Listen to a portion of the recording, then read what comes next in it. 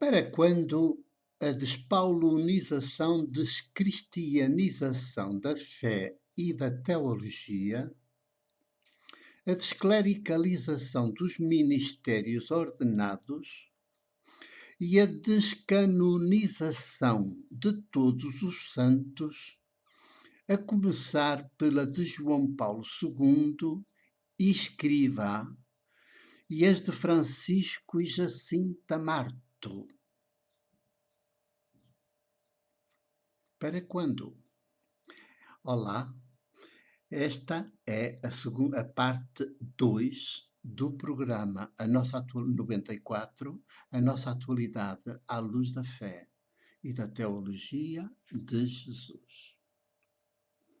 Sempre com a minha paz, sempre com a minha alegria e esta simplicidade de menino, filho da Maria do Grilo jornaleira.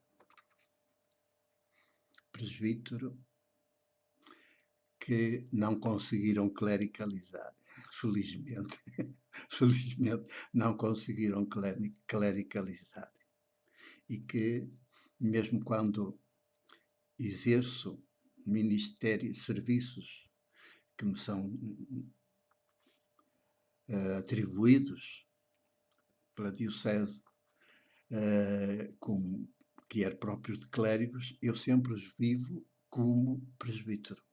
E, portanto, o bispo, ao fim de pouco tempo, começa a perceber que eu estou dentro do clérigo a destruir o clérigo, para afirmar o humano, que é o presbítero. O presbítero é o suprassumo do humano, se quiserem. O clérigo não, é a negação do humano, a destruição total do humano. E, portanto, para quando a despaulinização e descristianização da fé e da teologia, a desclericalização dos ministérios ordenados e a descanonização de todos os santos, a começar pela de João Paulo II, escrivá, e as de Francisco e Jacinta Marto. Estas três todas feitas por João Paulo II. Pode parecer uma operação impossível. Pode parecer uma operação impossível esta que estou a anunciar, a perguntar para quando, e que também parece irrealizável. Mas não é. Quer dizer, quando a gente está convencido que é impossível e irrealizável, ela torna-se impossível e irrealizável porque a gente não começa. Mas eu falo por experiência que é realizável, tanto é realizável que eu estou aqui. Estou aqui e não sou nada dessas coisas. Sou presbítero ordenado, só. E depois com uma profissão secular para poder ser presbítero de graça, como também Jesus recomenda. Recomenda, se não manda, mesmo manda. Está de graça o que recebeste de graça. E sem bolsa nem alforjes, está bem. É assim. Pois, mas quem é que quer esta radicalidade de Jesus? Quem quer privilégios e mordomias, não. Mata logo este mensageiro. Que traz uma mensagem desta. É logo assassinado, é evidente. Ora bem, pode parecer uma operação impossível e irrealizável, mas não é. E a primeira coisa que temos de fazer é começarmos por tirar de nós esta ideia da impossibilidade e convertermos esta impossibilidade na maior prioridade deste terceiro milénio, que é o milénio já da ciência, e é preciso que se transforme, é preciso que passe de ciência à sabedoria. Está bem? Passe de ciência à sabedoria. Só sendo a ciência não chega, porque a ciência depois enferma do mesmo mal. Sozinha enferma do mesmo mal. Ou também ela se converte em sabedoria, ou então ardeu. Pois é, portanto não é nada irrealizável, pelo contrário, nós vamos transformar esta concepção, esta ideia que nos incutiram, que já nos incutiram, para que é impossível fazer alguma mudança, para precisamente transformá-la numa oportunidade. na maior oportunidade e na maior prioridade deste terceiro milénio, que é o milénio de Jesus, século XXI. Mas também a ciência tem de ser descristianizada, porque a mente dos cientistas formados nas universidades todas, não é só nas confessionais, mas então pior ainda se é nas confessionais, anda infectada pelo vírus do cristianismo. É verdade. Quer dizer, toda a gente, mesmo aqueles que não são católicos, nem são cristãos, nem são nada disso, o próprio mundo onde ainda não entrou nenhum dos cristianismos, ele já lá está. Ele já lá está. Ele já lá está. Porque é o vírus sempre da linha da dominação. E o vírus da dominação é que é o cristianismo. O cristianismo é a teologia que justifica todo o tipo de dominação de uma minoria sobre a esmagadora maioria. Porquê? Porque é sempre a ideia de uma elite, de um povo eleito, de um povo escolhido, para salvar os outros todos. Quer dizer, as pessoas, todos os outros não prestam, parece que são lixo. Mas há uma elitezinha que Deus escolhe. Há um conceito, mesmo os ateus têm lá um conceito assim, de elitezinha. Há uma elite, e essa elite deve conduzir tudo e todos. E, portanto, dominar tudo e todos. Está bem? E isto é cristianismo. Isto é cristianismo de São Paulo. Puro, puro. Não tem nada a ver com a fé e a teologia de Jesus. Mas quem é que conhece a fé, a teologia de Jesus? Quem é que conhece Jesus? Jesus histórico. Pois, se ele foi assassinado e tido por maldito, ele é banido da história. Tudo o que é documentação, que poderia ser documentação, não há.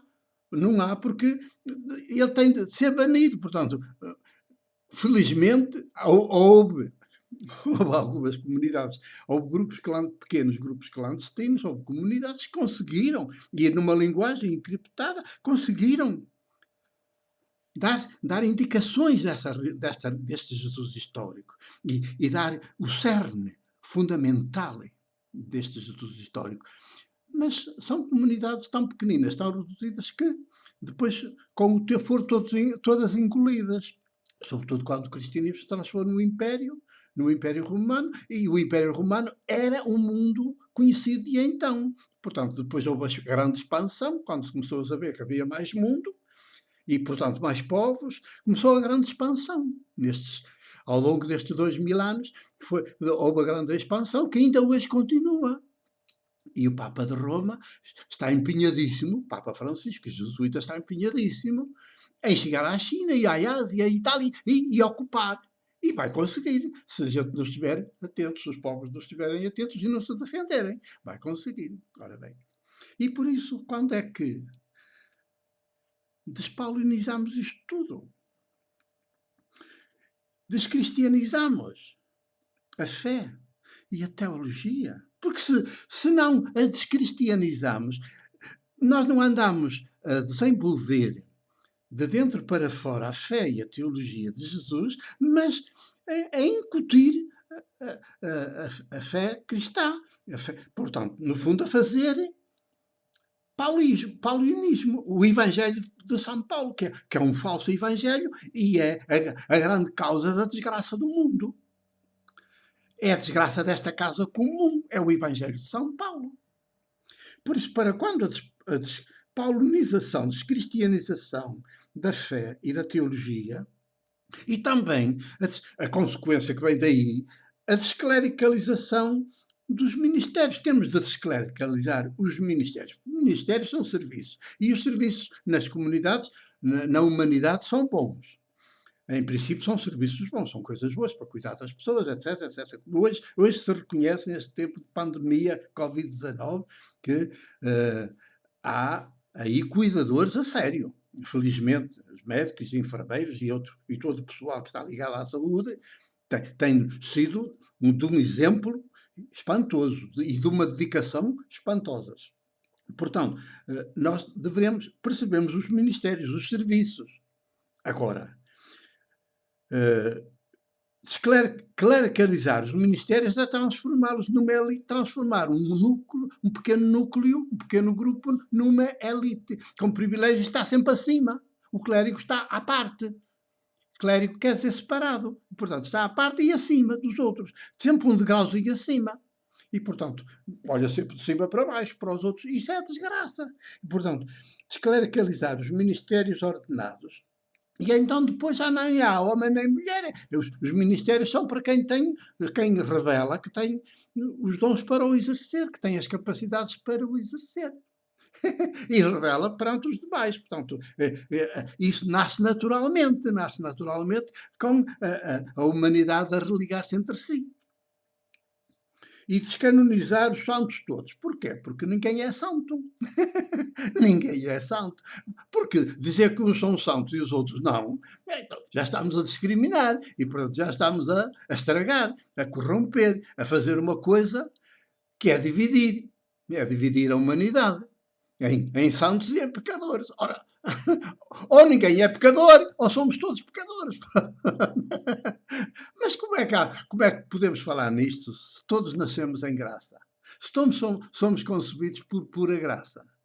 Se todos nascemos habitados? É, se todos nascemos habitados, se todos somos permanentemente habitados, se respiramos graças ao facto de sermos habitados, se somos vivos, mesmo quando a morte chega, como plenitude da vida, nós estamos habitados, porque somos habitados. Respirar é viver. E esta respiração, de onde vem? De onde vem esta respiração?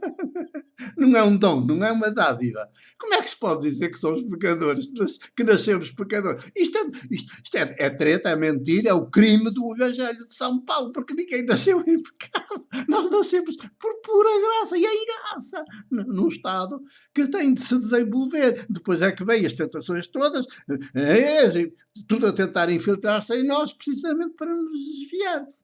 E nos dominar, e nos castrar, e nos ter ali submissos e desgraçados. Portanto, sabem que João Paulo II foi canonizado à pressa. Foi canonizado à pressa para que se transformasse numa espécie de mito e agora nunca mais ninguém lhe atribuísse pecados nenhum, mas ele é o grande causa, ele é o estragador mor, é o estragador mor no século XX da Igreja. É o estragador mor. Ele é o assassino do Vaticano II. Ele é o assassino do Vaticano II. Porque na Assembleia, durante o concílio, ele era bispo e esteve presente e votou contra a Lumen Gentium. Quer dizer, essa constituição da Igreja, e era o início de um novo começo. E ele, a primeira coisa que fez foi meter esse documento na gaveta e governou durante muitos anos a Igreja e o Império Romano, claro, ele é Papa Imperial, e fez o que lhe apeteceu. E depois os crimes todos que ele escondeu, que ele é cúmplice, os crimes todos, como é que... E depois canoniza-se este homem. E ele, por sua vez, antes de morrer, ainda canonizou os outros também criminosos.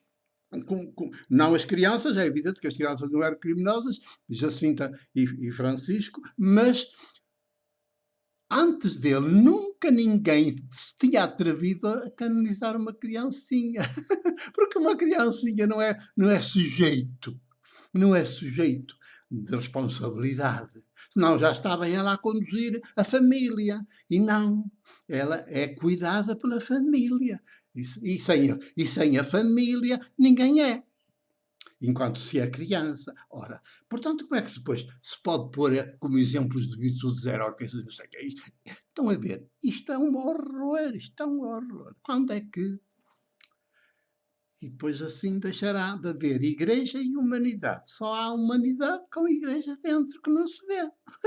Só há humanidade com igreja dentro que não se vê. A igreja de Jesus é assim. Na humanidade que não se vê, está a fermentá-la, a mudá-la de dentro para fora.